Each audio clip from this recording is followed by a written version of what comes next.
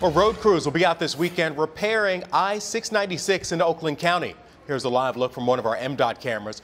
You can expect some big delays on a busy stretch of this highway. The westbound lanes will be closed all the way from Dequindre to Telegraph. 7 Action News reporter Naya Harden explains how it's affecting businesses and when this newest construction project will end. You're probably tired of hearing those words, road work, delays. Well, that's what you can expect over here this weekend in Oakland County. We spoke to one business who says road work has an impact on them. Construction is never good for any business. People take different routes to work and they avoid their regular exits. Neil Patel owns Sunrise Donuts on Losser near 696. In the 24 years he's been here, he says road work continues to be a problem. There were actually concrete trucks right in front of my store. People were coming in the store and they had a hard time getting out.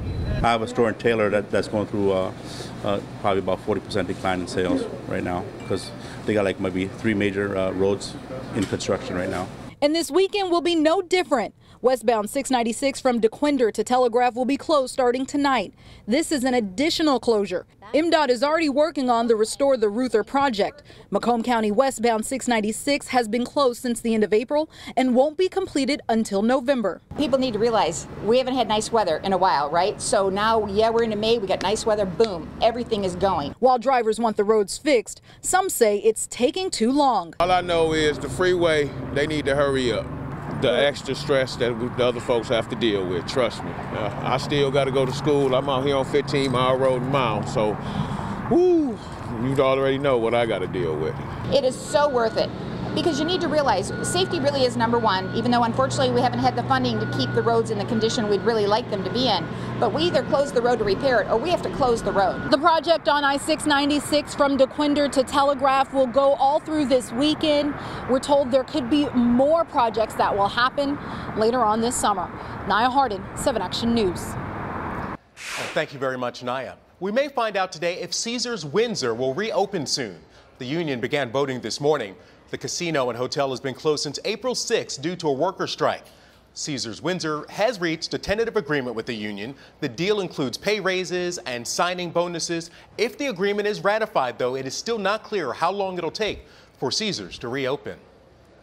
And several shots were fired at the Trump National Golf Course near Miami.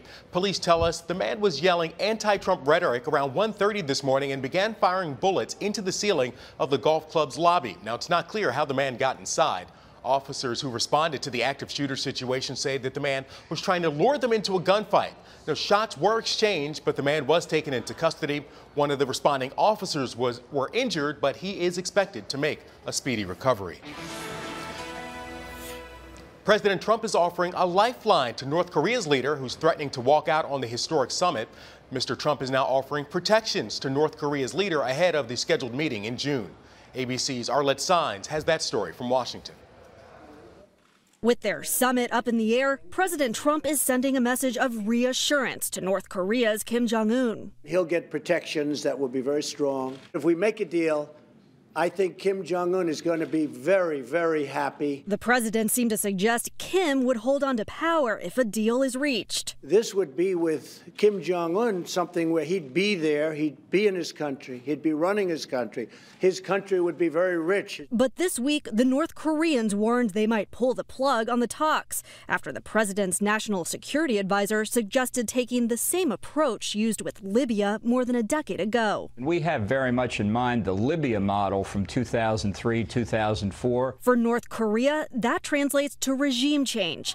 After giving up his nuclear weapons, Muammar Gaddafi was overthrown and murdered in the streets. With John Bolton looking on in the Oval Office, the president flat out contradicted him. Well, the Libyan model isn't a model that we have at all when we're thinking of North Korea. In Libya, we decimated that country. As for the fate of that historic meeting in Singapore, the White House says it's moving forward with preparations. Nothing has changed on North Korea that we know of. We have not been told anything, and if it does, that's fine. If it doesn't, I think we'll probably have a very successful meeting.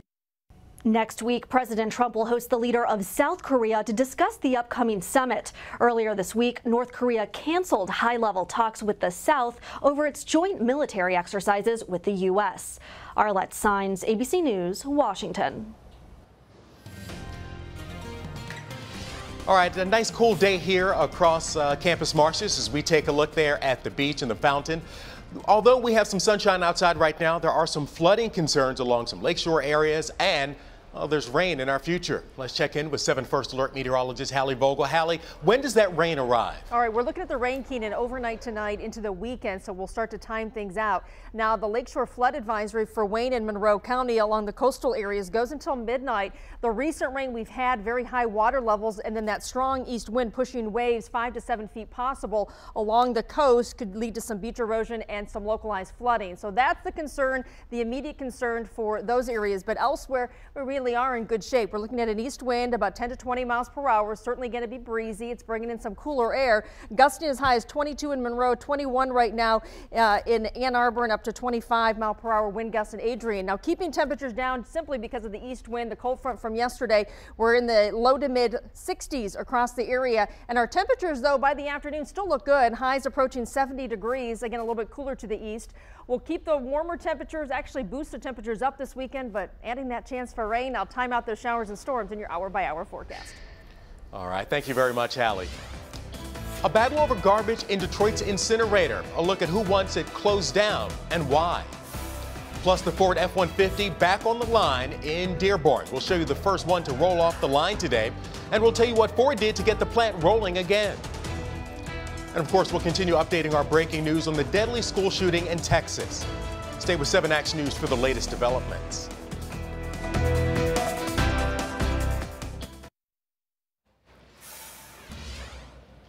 Employees at Ford's Dearborn truck plant are back at work today. The plant is up and running for the first time in a week.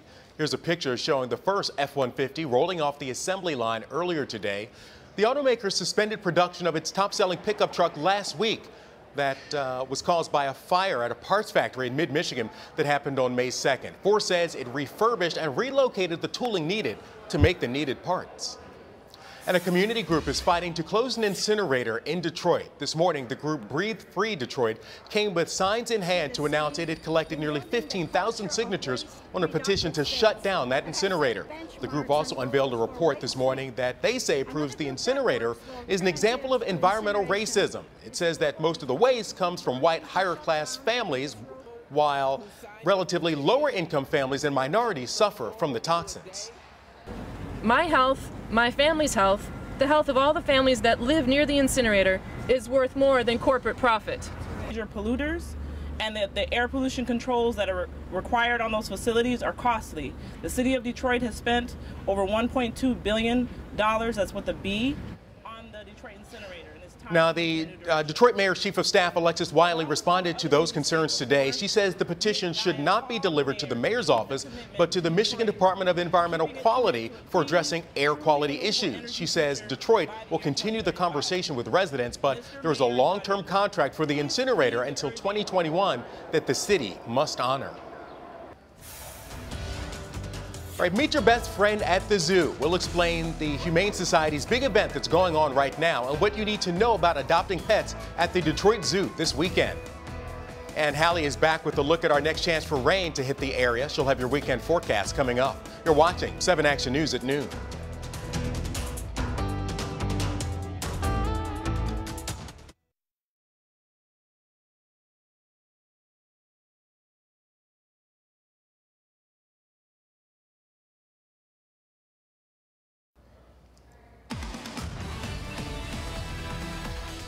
Well, we're continuing to follow breaking news out of Santa Fe, Texas, where at least 8 people are dead after a shooter opened fire at a high school. Witnesses say the shooting happened inside an art class. The alleged gunman is in police custody, as well as one other person. The sheriff says the gunman is a student at Santa Fe High School. Our sister station is reporting officers are also at a home right now near the school where there may be explosives inside. Investigators have not determined whether this is connected to the shooting. Make sure to stay with 7 Action News, WXYZ.com, and our app for the latest developments on this breaking story. Let's shift gears now and take a closer look at the final preparations for the royal wedding. Millions of people around the globe are gearing up to watch. As ABC's Maggie Rulli reports, Prince Harry and Meghan Markle are coping with some last-minute family drama. Let's hooray! God save Prince Harry and Meghan on their wedding day. From royal diehards, we call this Crazy Corner. who've been camped out for days just waiting to get their first glimpse of the newlyweds, to Minnie Markle's walking through Windsor. It's a bunch of maggots. Everyone we've met seems to be a fan of the future American princess. We love the idea of, just ordinary people, marrying into the royal family, and that's fantastic. With less than 24 hours to go, it's crunch time for the royal family. Rehearsals are set. Meghan has asked her future father-in-law, Prince Charles, to walk her down the aisle after finding out her own father could not make it to the wedding due to medical reasons. In a statement, the palace said the Prince of Wales is pleased to be able to welcome Miss Markle to the royal family in this way. The cake is baked. Elderflower, Swiss meringue buttercream, which is a buttercream that's very light and fluffy. The families have met. Meghan's mom sitting down with Queen Elizabeth, and she already had tea with Meghan's future in-laws. Security is tight. So many security personnel are being brought in for the big day that many of them are having to sleep in tents here outside Castle grounds. And the guest list is finalized. Harry's 96-year-old grandfather, Prince Philip, who has been in ill health, confirming he will be at the wedding. Here in town, you can buy just about anything with Harry and Meghan's face on it, from t-shirts to flags to mugs to spoons to even the faces of Harry and Meghan themselves. All in all, experts say it should bring in about $1.5 billion for the local economy. Maggie Rulli, ABC News, Windsor Castle. All right, thank you very much, Maggie. You have a chance this weekend to meet your best friend at the zoo. It's a big annual adoption event for the Michigan Humane Society. Anna Chrisman is here now to tell us all about it. And Anna, I understand that the beautiful pet you have there in front of you is headed over there today, hopefully to be adopted. That's right, Keenan. Beautiful Jessie here, wearing her lovely flower crown, is actually going to be headed straight from the studio to Meet Your Best Friend at the Zoo, which just opened a few minutes ago. So we are hopefully processing the first adoptions right now. Yeah, so tell us a little bit about this, about the event. How long does it last, and are there fees associated with it? So there are fees associated. Those are set by the individual rescue groups, of which we have just about 30 groups participating this year. So we're very, very excited. And times are today, Friday, from noon until 6, and then tomorrow, Saturday, from 10 a.m. until 5 p.m. So you have tons and tons of chances to come down and meet your new best friend at the Detroit Zoo. All right, and tell us a little bit about the guy or gal you have there. What kind of dog is that, and what's her name? His or her name? It is a her. So this is Jessie. Jessie here, as you can see, is a very affectionate 3-month-old Catahoula mix. So she is definitely an active pup, really looking for a family that's willing to work with her on training and some basic house manners because she's still learning. All right. Thank you very much, Anna Chrisman. And remember, that beautiful dog is headed down to the zoo to be adopted this afternoon, hopefully be adopted this afternoon, but there are still many pets. If you are interested, you can certainly call the Michigan Humane Society at the number on your screen, 313-872-3400. Once again, that is 313-872-3400. Anna Chrisman, thank you so much. All right, let's get a check of the forecast now. Back in Southfield with Hallie Vogel. Hallie, how's the weather going to be this weekend? It's going to be good to start. So today looks like the prime day overall, at least dry from start to after sunset. So good news there, Keenan. Temperatures are a little bit cooler today from where we were yesterday. We're hovering in the 60s across Metro Detroit right now, 65 degrees downtown, 68, a little warmer, believe it or not, in Port Huron. Watch for that coastal, at least the potential for some coastal flooding down into Monroe and eastern Wayne County with that flood advisory till midnight. It is 63 degrees in Monroe. So we look at the temperature change from this time yesterday, and it is a change, about 10 to 15 degrees cooler. That is noticeable. So today I'll call it seasonable versus above average, but it looks like our temperatures at least climb a bit for the weekend. 65 with the northeast wind at 15 miles per hour. It is going to be breezy. Our sunset time is at 8:51. We look at the next 12 hours and those winds anywhere from 10 to 20 miles per hour. So some of those higher gusts stay with us, and it looks like right through the evening too. Even the overnight is going to be a little breezy with that wind out of the east. You can see rain to our north and rain to our south. We're going to pull in some of that Gulf moisture eventually for the weekend, increasing our rain chance as we head into late tonight and into the upcoming weekend. We look at the wet stats for May, and we are almost at 5.5 inches of rain just on the month alone. And typically up until this point, we average